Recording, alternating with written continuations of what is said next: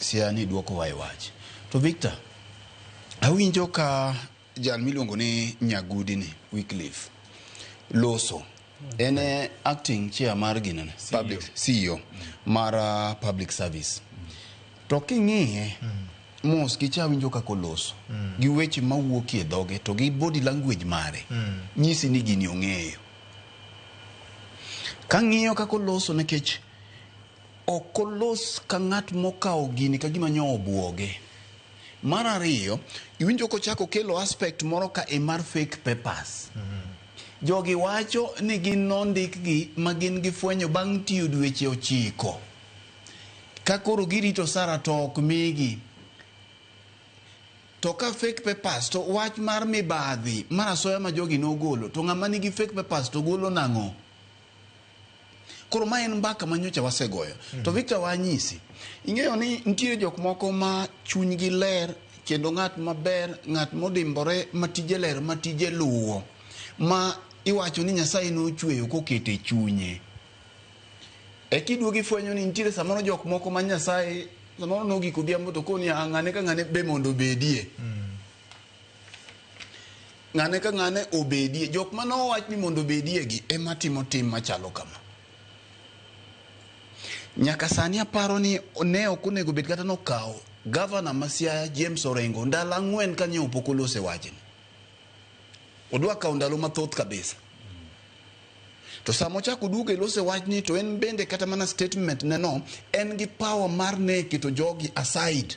Orengo nigi teko nekech magi jok manie gi teko ma appointees mage ma samoro gini no mulo no kuongo keto kando mondi.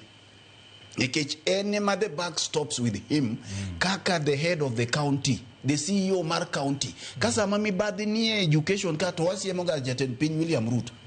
Kendo ng'ata wacho ni William Ruto jaku. Aparo ni ng'at mora mora manyicho Siaya majatelo mapodoko kondem wach makama onego kwa William Ruto ng'wono kapo nono kamoro no seluongo William Ruto ni jaku.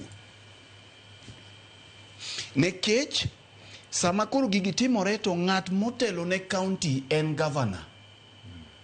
Kaweche peko mabei mantiere accounts ki adi to ntiere ghost workers GCM yes ntiere jo platinum TCM Gawanga mai be koro nyaka the buck stops with James Orengo mok owuok ka gima nyo dhi wuoth eka nyo oduogo Victor nekech gima wir kwiri gi mortgage kik watem bomo gini ka joma onge leke gi nekech ka iwinjo ka senator youth leader wacho ni ntiere ichich ni ntiere kata ng'at mosewito ngimane manyocha shoko goyo. Victor, ing'eni samoro bende jiwe ni ntiere gimomiyo dhano dhi sikul. Apenji je. Sama acting CEO mar public service board ni Nyagudi ni wacho ni gin bende gini koka gifwenye gi DCI mokeli e nying gi. Jogi nyocha tiyo ka dweche 9 nade. Ka ok ging'eyo ni nitie. To kata mana James Orengo governor apenji dhano 382 oyuori puodho mokine kata nito puothi ni ipuro piyo manade. Kata jotuo manyocha complain bende gine gi dweche 9 be gine kata gi jok matimo visit e osiptende gi. Manwang'o ni to manyocha tich pek line nyocha bor ka en tinde ok wanwang' line osiptal Mamadiany ka nikech tich dhi mamuol. Koro gik moko ma podi dhi kelo to aparo ni kata mana paro ma youth leader senator nigo mar tero gini e senate ok bi konyo. Tero gini e senate onge gima dhi loko. Parie scandal mane ntiere Uasin Gishu mane mulo governor machon Mandago ma nyithindo moko ni oketi scholarship ni dhi Finland omenda margi manocham senator nokonyi senate nokonyi gimoro. Gini mae en kuo yalie do jok manyocha nochamo pesa jok jochiw thieth gi gima nyalo konyo kae sani en DCI kata public inquiry.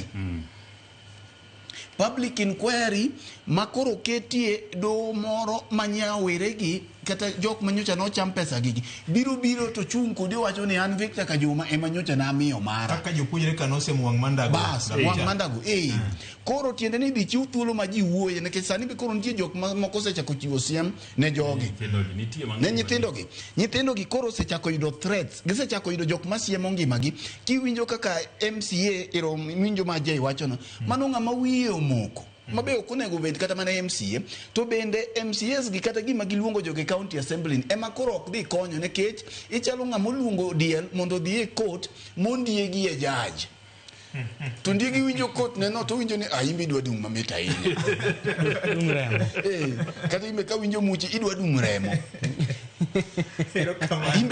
imbe tik nini betment Victor katieko nekech mae ok en gima onego keli oyuma kata matin dhano wito ngimagi ng'ato ncho wito puothe omiyo jo chiw thieth gi nyomora ka wuok tich nyocha giwuok oko ka ging'anyo kendo giwuok momiyo ng'anyo ma kama onego gidhigo nyime kendo wajiwogi nyaka chop giyud ratichgi mae kama onego bed ni wang'iyo kinde machiwoga services mag pro bono ka gin to kare gin kanye Siaya ka monego ng'ato nosemako ne jogi court maka DCI DPP ok nyal yawo ne jogi case to en koro dhi oyawo private prosecution elo jogi nekech koro iluongi mondo gikel witnesses e doho nekech ka ok gibedo protected to jok mano ochamo pesa ka kech ing'ini pesa be wuotho ja pesa be mako tek ja pesa kose banko pesa to make sure ne oringo go nyaka ka DCI kucho bose tue oringo ka ODPP kucho bose tue pesa cha koro wakili ema nyalo timo gin nekech kata mana judges be nyio ni neno ka mbaka moko gore ni moro be njenja noti manade